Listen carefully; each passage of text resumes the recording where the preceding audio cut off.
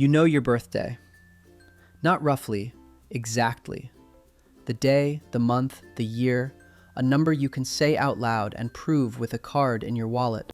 30,000 years ago, almost nobody knew that. There was no count of years, no name for the month, and no number attached to a person's life at all. And yet those people had to be in an exact place at an exact time or die. So how did anyone know when anything was supposed to happen? Start with what the timing was actually for. A reindeer herd crossing a river valley is not a vague seasonal mood. It is a few days, in one place, once a year. At Pincevent, on the Seine near Paris, hunters camped beside a reindeer crossing around 12,000 years ago.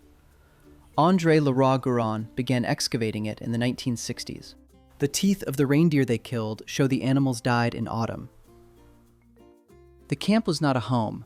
It was an appointment, kept year after year.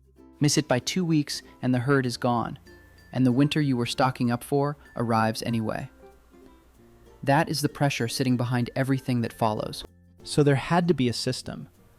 The question is whether it looked anything like a calendar, or like something we would barely recognize as counting at all. The most famous candidate sits in a museum in France. It is a small piece of flat bone from the rock shelter of Abri Blanchard in the Dordogne. It is roughly 32,000 years old. Across its surface run about 69 little marks, curling in a flattened S shape, doubling back on themselves. In 1972, an American researcher named Alexander Marshack published a book called The Roots of Civilization. He had studied that plaque under a microscope. Marshack argued the marks were neither decoration nor a hunting tally. He thought they tracked the moon, someone sitting down night after night, keeping a record of the sky. His evidence was real. Under magnification, the marks had been made by different tools, with different pressure, at different times. Nobody carved them all in one sitting. That part has held up. The French archaeologist Francesco spent years in the 1980s and 1990s doing the same microscopic work on similar objects. He agreed the marks accumulated over time. He did not agree they were lunar. His point was blunt. A sequence made on many separate occasions could record almost anything. Births, kills, days walked, visitors, the number of times a thing happened. The bone tells you someone was keeping count. It does not tell you what they counted. This is where honesty matters more than a good story. The lunar reading is a best guess, and specialists still argue about it. It is not settled, and it may never be. The same argument surrounds a much later object, from a very different place. That one has been claimed as something more than counting, as arithmetic. In 1950, the Belgian geologist Jean de Heinzelin excavated at Ishango, on the shore of Lake Edward, in what is now the Democratic Republic of Congo.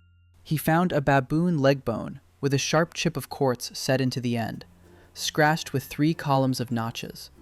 It is around 20,000 years old.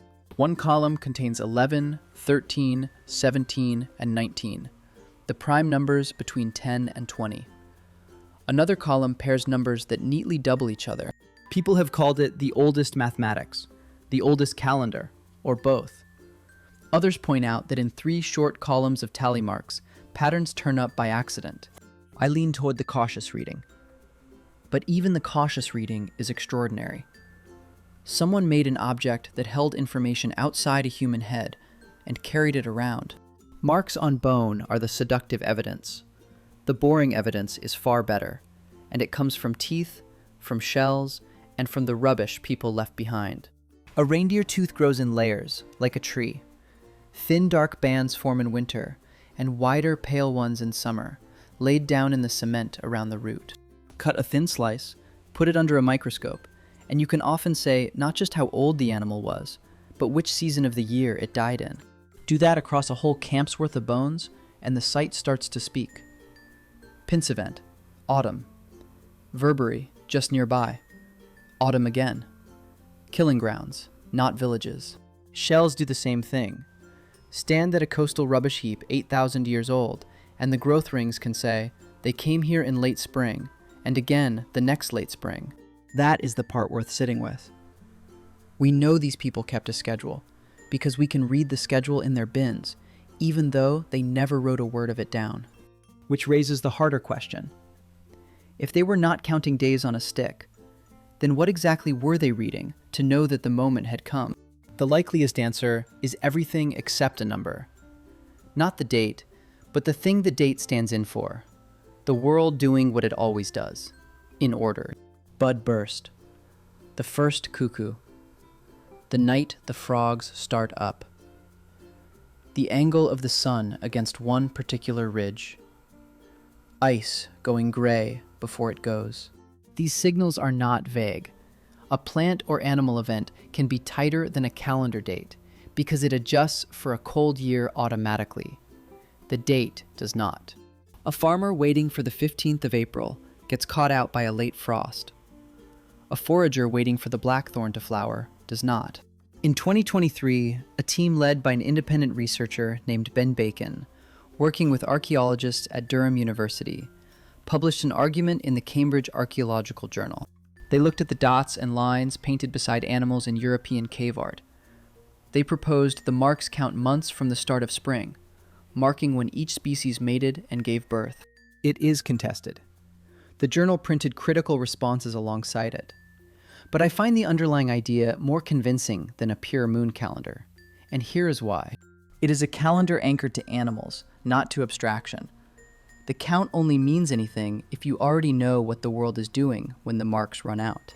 Which leaves one thing that no river or bud can date for you. Your own life. The number of winters you personally have survived. Skeletons are honest about childhood and vague about everything after. We can put a decent age on someone up to about 25.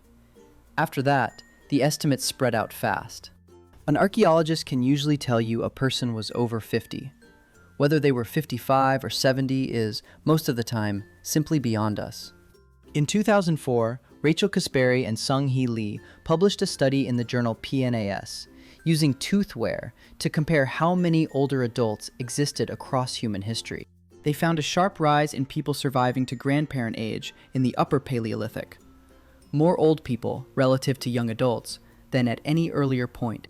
So old age existed. It just was not a number. It was a position.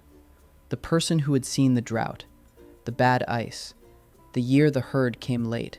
At Sungir in Russia, about 34,000 years ago, a man of perhaps 45 was buried with thousands of mammoth ivory beads, each one hours of somebody's work. Somebody decided he was worth that. Not because of an age written down anywhere, but because of what the living remembered him doing.